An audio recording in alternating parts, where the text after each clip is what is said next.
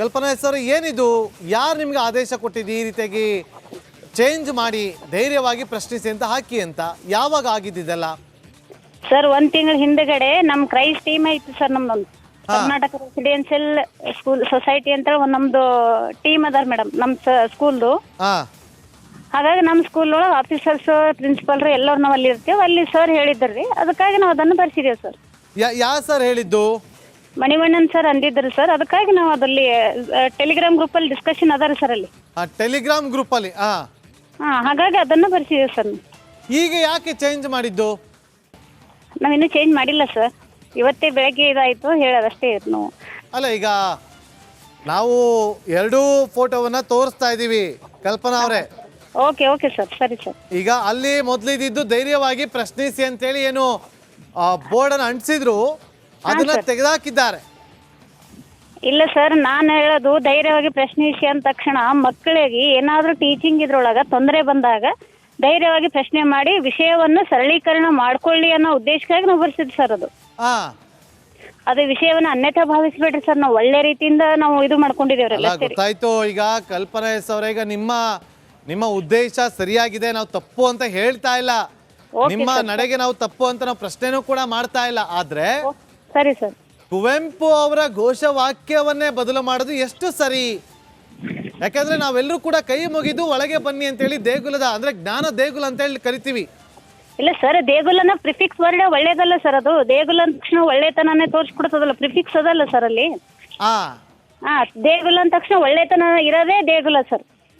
ಒಳ್ಳೆತನ ಮಾಡೋದೇ ದೇಗುಲ. ಅದ್ರ ಮಕ್ಕಳಲ್ಲಿ ಒಂದು ಧೈರ್ಯ ಬರಲಿ, ಯಾವ್ದಾದ್ರು ಡೌಟ್ಸ್ ಇದ್ರೆ ಹೆದರಿಕೆ ತೆಗೆದು ಹಾಕೋ ಅನ್ನೋ ಉದ್ದೇಶದಿಂದ ನಾವು ತಗೊಂಡಿದ್ದು ಅಷ್ಟೇ ರೀ. ಅಲ್ಲ, ಈಗ ಧೈರ್ಯವಾಗಿ ಪ್ರಶ್ನೆ ಮಾಡಿ ಅಂತಂದ್ರೆ ಯಾವ ರೀತಿಯಾಗಿ ಪ್ರಶ್ನೆ ಮಾಡಬೇಕು ಅನ್ನೋ ನಿಮ್ಮ ಉದ್ದೇಶ?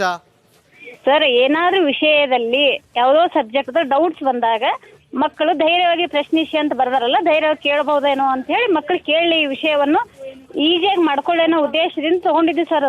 ಅದನ್ನ ನೀವು ಮಕ್ಕಳಿಗೆ ಮಂದಟ್ ಮಾಡಿಕೊಟ್ಟಿದ್ರಾ ಕಲ್ಪನಾ ಅವರೇ? ಮಾಡಿದೀವಿ ಸರ್. ಮಕ್ಕಳು ನೋಡ್ಯಾರಿ, ನೋಡಿ ಖುಷಿ ಪಟ್ರು. ಅವ್ರು ನಾವು ಬರೆಯುವಾಗ ನೋಡೇ ಖುಷಿ ಪಟ್ಟಾರ ಸರ್ ಮಕ್ಕಳು. ಈಗ ಮಕ್ಕಳು ನಾಳೆ ಬೇರೆದನ್ನೇ ಪ್ರಶ್ನೆ ಮಾಡೋದಕ್ಕೆ ಶುರು ಮಾಡ್ತಾರೆ, ಅದೆಲ್ಲದಕ್ಕೂ ಕೂಡ ಉತ್ತರ ಕೊಡೋದಕ್ಕೆ ಆಗುತ್ತಾ? ಆಗಲ್ಲ ಸರ್. ಆದ್ರೆ ನಾವು ಮತ್ತೆ ಒಳ್ಳೆಯದನ್ನು ಒಳ್ಳೆ ತರ ತಗೋಬೇಕು. ಇವತ್ತು ಅವ್ರು ಹೇಳ್ತಾರೆ, ಮಕ್ಳು ಹೇಳ್ತಾರೆ, ನೋಡಿ ನೀವು ಜ್ಞಾನ ದೇಗುಲವಿದು ಕೈ ಮುಗಿದು ಒಳಗೆ ಬನ್ನಿ ಅಂತ ತೆಗೆದ್ಬಿಟ್ಟು ಧೈರ್ಯವಾಗಿ ಪ್ರಶ್ನಿಸಿ ಅಂತ ಹಾಕಿದ್ದಾರೆ. ನಾಳೆ ನಮಗೆ ಟೀಚರ್ ಸರಿ ಪಾಠ ಮಾಡ್ತಿಲ್ಲ, ಚೇಂಜ್ ಮಾಡಿ ಅಂತಾರೆ, ಪ್ರಶ್ನೆ ಮಾಡ್ತಾರೆ, ಉತ್ತರ ಸಿಗುತ್ತಾ ಸರ್? ಅದು ನಮಗೆ ಪಠ್ಯ ಪುಸ್ತಕಗಳಲ್ಲಿ ಈ ಪಾಠ ನಮ್ಗೆ ಇಷ್ಟ ಆಗ್ತಾರೆ, ನಮ್ಗೆ ಈ ಪಾಠ ಕೇಳೋದಿಲ್ಲ ಅಂತಾರೆ, ಚೇಂಜ್ ಮಾಡಿ ಅಂತಾರೆ. ನಾವು ಧೈರ್ಯವಾಗಿ ಪ್ರಶ್ನೆ ಮಾಡ್ತೀವಿ ಅಂತ ಹೇಳಿ ಚೇಂಜ್ ಮಾಡ್ತೀರಾ ಸರ್? ಅದು ಮಾಡಕ್ಕಾಗಲ್ಲ. ನಮ್ಗೆ ಊಟ ಸರಿಯಾಗಿ ಸಿಗ್ತಿಲ್ಲ, ನಮ್ಗೆ ಬಿಸಿ ಊಟ ಕೊಡಿ ಕರೆಕ್ಟಾಗಿ ಅಂತೇಳಿ ಪ್ರಶ್ನೆ ಮಾಡ್ತಾರೆ. ಅದು ಅವರ ಹಕ್ಕು ಸರ್. ವಾಕ್ ಸ್ವಾತಂತ್ರ್ಯ ಎಲ್ಲರಿಗೂ ಅದ ರೀ. ಮಕ್ಕಳು ಪ್ರಶ್ನೆ ಮಾಡುವಂತ ಹಕ್ಕು ಅವ್ರಿಗೂ ಅದ ರೀ. ಕೆಲವೊಂದು ಮಾಡಿದಾಗ ನಾವು ಕನ್ವಿನಿಯನ್ಸ್ ಮಾಡುವಂತ ರೀತಿ ಇರ್ತದೆ ಸರ್. ಇದನ್ನು ನಾವು ವಿಷಯವನ್ನು ಪಾಸಿಟಿವ್ ಆಗಿ ತಗೊಂಡು ತಮ್ಮ ಸಬ್ಜೆಕ್ಟ್ ಸರಳೀಕರಣ ಮಾಡ್ಕೊಳ್ಳಿ ಅಂತ ಹಾಕಿದ್ದೆ ಸರ್. ನಾವು ಅದನ್ನ ದುರುದ್ದೇಶ ಕಲ್ಪನಾ ಅವರೇ, ನೀವು ಧೈರ್ಯವಾಗಿ ಪ್ರಶ್ನಿಸಿ ಅಂತ ಬೋರ್ಡ್ ಹಾಕಿದ್ರಿ, ಆದ್ರೆ ಕೈ ಮುಗಿದು ಒಳಗೆ ಬನ್ನಿ ಅನ್ನೋದನ್ನ ಯಾಕೆ ಮುಚ್ಚೋದ್ರಿ, ಮರೆ ಮಾಚಿದ್ದು? ನಾವು ಮೊದ್ಲು ಬರ್ದೇ ಇಲ್ಲ ಸರ್, ನಮ್ಮ ಹತ್ರ ಬರ್ಸಿದಿಲ್ಲ. ಅದು ನಮ್ಮ ಹತ್ರ ಫೋಟೋ ಇದೆ. ಕಲ್ಪನಾ ಎಸ್ ಬಿರಾದಾರ್ ಅವರೇ, ಮೊದ್ಲಿಂದ ಇತ್ತೇನ್ ಸರ್? ಅದು ಫೋಟೋ ಇದೆ.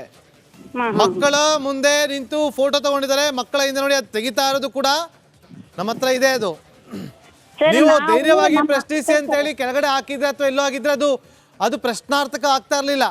ಕೈ ಮುಗಿದು ಒಳಗೆ ಬನ್ನಿ ಅದನ್ನ ಕ್ಲೋಸ್ ಮಾಡಿ ಅದ್ರ ಮೇಲೆ ನೀವು ಇದನ್ನ ಅಂಟಿಸಿದ್ರಿ ಸರ್. ನಾವು ಬರ್ಸಿದೇವೆ ಸರ್, ಅನ್ಸಿಲ್. ನಾವ್ ಇನ್ನೊಂದು ರೀಸೆಂಟ್ ಆಗಿ ಬಂದಂತ ಅಫಿಷಿಯಲ್ ಇದು ನೋಡ್ಕೊಂಡ್ ಮಾಡಿದೇವಿ ಸರ್. ಅಲ್ಲಿ ನಮ್ಮಿಂದ ನಾವು ಇದು ಆಗಿದ್ದಲ್ಲ, ಅಲ್ಲಿ ಅಫಿಷಿಯಲ್ ಬಂದಿತ್ತು. ನಾ ಹೇಳೋದಲ್ಲಿ ಟೀಮ್ ಟೆಲಿಗ್ರಾಮ್ ಟೀಮ್ ಅದು ಅದರ ಸರ್ ಇದು ಮಾಡಿದ್ದು ಚಾಟಿಂಗ್ ಅದರ. ನೀವು ಅಧಿಕಾರಿಗಳ ಒಂದು ಏನು ಅವ್ರ ಆದೇಶ ಇತ್ತು ಅದನ್ನ ಪಾಲನೆ ಮಾಡಿದ್ದೀರಿ.